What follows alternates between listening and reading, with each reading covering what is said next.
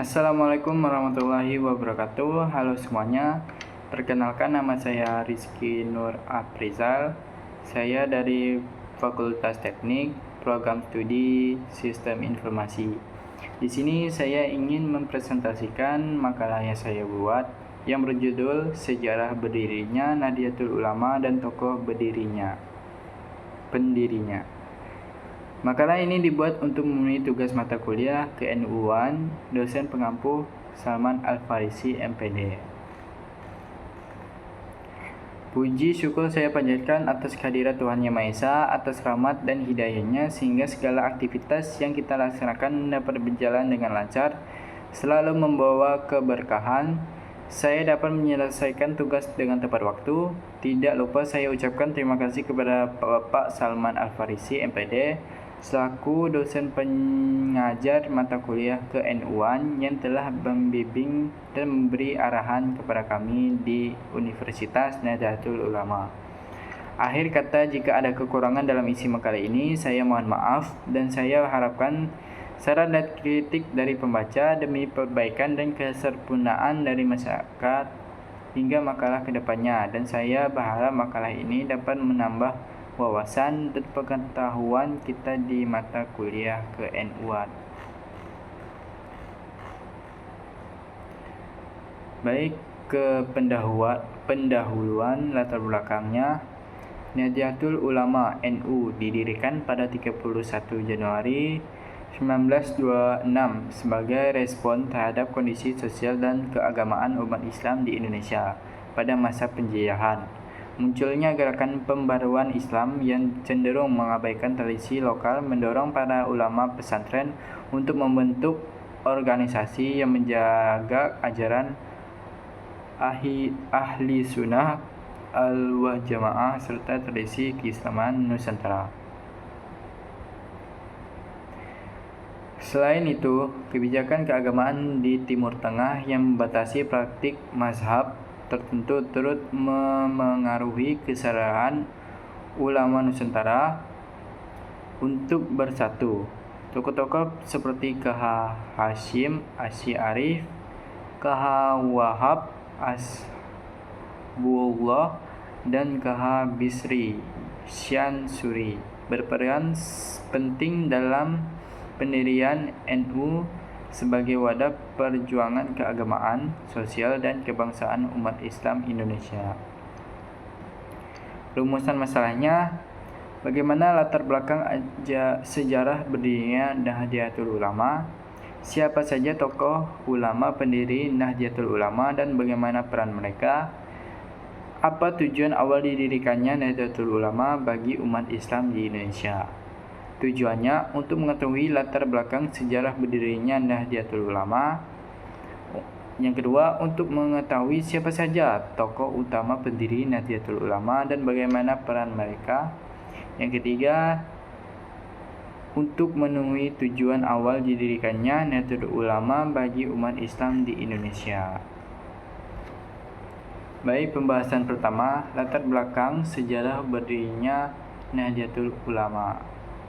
Nahdlatul Ulama disingkat dari NU yang diartikan Kebangkitan Ulama, sebuah organisasi yang didirikan oleh para ulama pada tanggal 31 Januari 1926 di Kampung Kertopaten, Surabaya. Untuk memahami NU sebagai organisasi keagamaan secara tepat, belumlah cukup jika hanya melihat dari sudut formal semenjak ia lahir. Sebab jauh sebelum NU lahir dalam bentuk jamiah, ia terlebih dulu ada dan terwujud jamaah yang terikat kuat oleh aktivitas sosial keagamaan yang mempunyai karakteristik sendiri. Latar belakang berdirinya NU berkaitan erat dengan perkembangan pemikiran keagamaan dan politik dunia Islam kala itu. Pada tahun 1924 di Arab Saudi sedang menjadi arus pembaharuan oleh Syekh Syarif Hussein, Raja Hujat Makkah yang berpaham Sunni taklukan oleh Abdul Aziz bin Saud yang beraliran Wahabi. Pada tahun 1924 juga di Indonesia, KH Wahab Kasbullah mulai memberikan gagasan pada KH Hashim Asy'ari untuk perlunya didirikan NU. Sampai 2 tahun kemudian pada tahun 1926 baru diusulkan dan diizinkan untuk mengumpulkan para ulama untuk mendirikan NU. Materi yang kedua, siapa saja tokoh utama pendiri Nahdlatul Ulama dan bagaimana peran mereka. Nahdlatul Ulama didirikan pada 31 Januari 1926 di Surabaya sebagai respon para ulama pesantren terhadap dinamika keagamaan dan sosial politik umat Islam pada awal abad ke-20. Organisasi ini lahir dari kesadaran kolektif ulama ahli sunnah wal jamaah untuk menjadi tradisi keislaman yang bermazhab serta melindungi praktik ibadah umat Islam yang berkembang di Nusantara dalam proses pendiriannya. Beberapa tokoh ulama memainkan peran penting yang saling melengkapi. Yang pertama, ulamanya KH Hashim Asy'ari tampil sebagai figur sentral yang memberikan legitimasi keagamaan terhadap berdirinya NU dengan otoritas keilmuan dan kedudukan sebagai ulama besar pesantren. Ia menegaskan dasar ideologi NU yang berpegang pada akibat ahli sunnah wal jamaah, fikih 4 mazhab, serta tasawuf. Perannya sangat menentukan dalam membangun arah keagamaan NU sehingga organisasi ini diterima luas oleh kalangan pesantren dan umat Islam tradisional. Keperanan KH Hashim Asy'ari juga memperkuat posisi ulama sebagai penjaga otoritas keilmuan dan moral umat di tengah perubahan zaman. Yang kedua itu ada KH Abdul Wahab Kasbullah, berperan dalam menggagaskan dan menggerakkan pembentukan NU serta organisatoris. Ia aktif membangun jaringan antar ulama untuk mendorong lahirnya wadah kebersamaan untuk menyatukan aspirasi ulama pesantren. Melalui berbagai forum, diskusi, keilmuan, dan gerakan intelektual, ia menimbulkan kesadaran akan pentingnya organisasi ulama dalam merespon isu-isu keagamaan global, termasuk kebijakan keagamaan di tanah suci yang berdampak pada praktis. Ibadah umat Islam Indonesia perannya menjadi NU tidak hanya berdiri secara ideologis, tetapi juga memiliki struktur organisasi yang kuat. Dalam bidang keilmuan Islam, KH Bisri Syamsuri memberikan kontribusi penting dengan menguatkan tradisi kajian fikih di lingkungan NU melalui pengembangan Forum Masyarakat Ulama NU, dibentuk sebagai organisasi yang menjadikan kitab-kitab klasik menjadi rujukan ulama dalam menjawab persoalan keagamaan masyarakat. Pendekatan ini melihatkan karakteristik UNU sebagai jamiah diniyah yang kedepannya ijtihad kolektif dan kehati-hatian dalam penetapan hukum Islam. Selain tokoh-tokoh tersebut, ulama lain seperti KH Ridwan Abdullah turut berperan dalam memperkuat identitas dan simbol keorganisasian NU. Kondisi tersebut ini melengkapi dimensi spiritual, kultural, dan simbolik NU sehingga organisasi ini tidak hanya berfungsi sebagai lembaga keagamaan, tetapi juga sebagai kekuatan simbol yang berakar kuat dalam kehidupan masyarakat. Dengan demikian, berdirinya Nahdlatul Ulama merupakan hasil kerja kolektif para ulama yang memiliki latar belakang keilmuan, pengalaman sosial, dan visi keutamaan yang sama.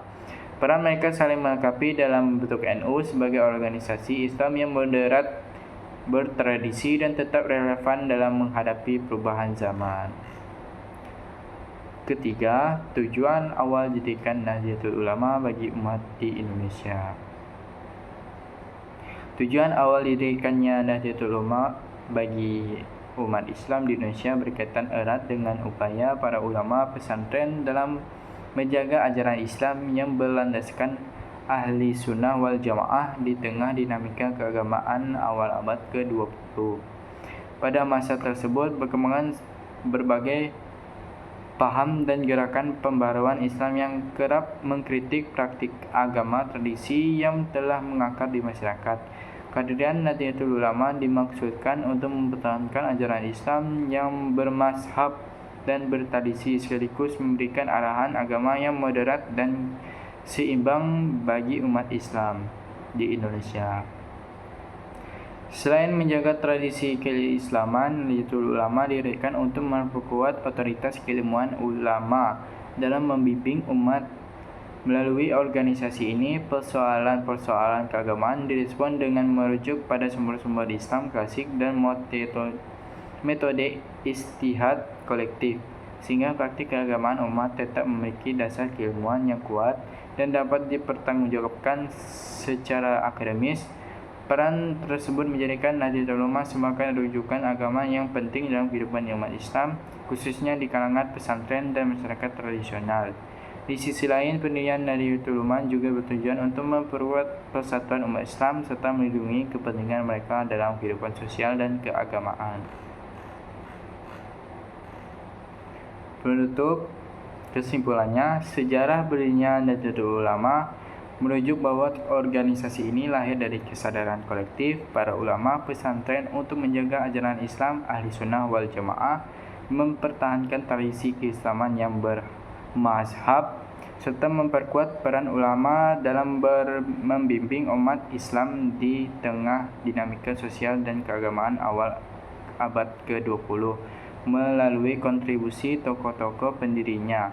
Nahdlatul Ulama berkembang sebagai organisasi keagamaan yang berakar kuat pada tradisi keilmuan, modernisasi dan kearifan lokal, sehingga memiliki peran penting dalam kehidupan sosial keagamaan umat Islam di Indonesia.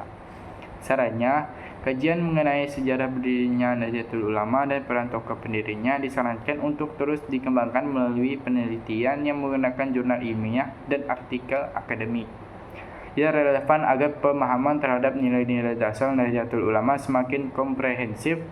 Selain itu, hasil kajian tersebut diharapkan dapat menjadi rujukan dalam penguatan pendidikan keislaman dan pengembangan sikap moderat umat Islam dalam menghadapi tantangan kehidupan masyarakat Indonesia di era modern.